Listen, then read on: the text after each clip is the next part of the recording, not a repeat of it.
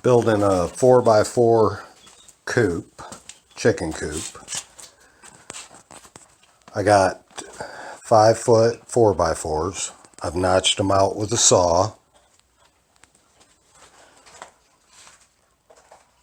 Brought a 4-foot 2x4 across in the notches, squared them up. Now on to the second set for the back wall. I've got the back wall done. 3 screws in the 2x4. I angle them because I believe that they hold better. Got them squared up.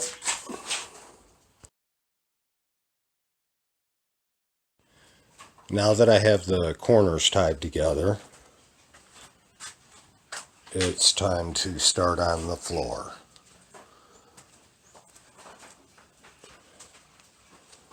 The back support is 3.5 inches lower than this support, so that the floor joist that extends for the nest box can sit on the top of it.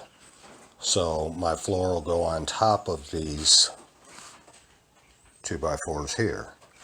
And then I'll bring additional 2x4s in between these 4x4s to support the floor.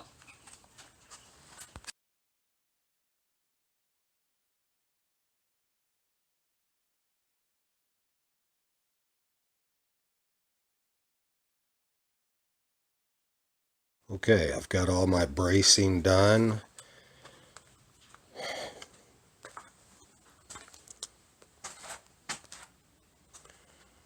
Got the extension tied in for the coop. Now it's time to lay the floor. I tied in 1 floor joist before laying the floor.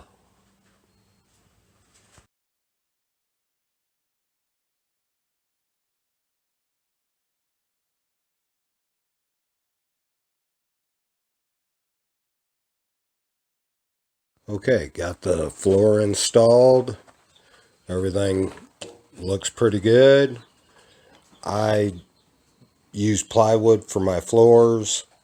I do a little propane char on it and put a transparent sealer on it, and works out real well. Before I put the rafters on, I wrap it with chicken wire. I like to have an open gable end, and I'll show you what I mean once I get the rafters on.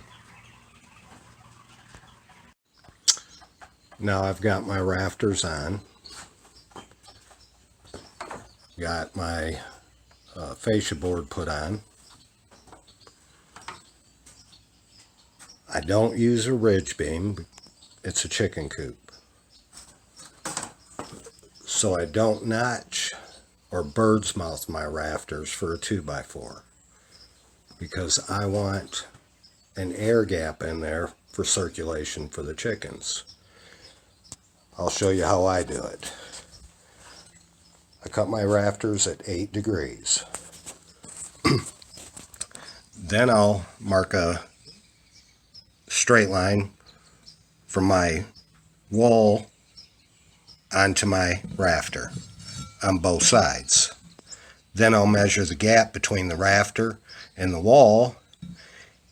I'll go down to this end. I'll mark up whatever it is. Into this line, I'll make a mark, and that's what I cut out. And as you can see, this is what it turns out to be like. Then all I do is screw down through the top of the rafter. I countersink it into there. Holds real well. I'm not Bob the Builder. I don't know I would imagine the right way to do it, but this is the way I do it.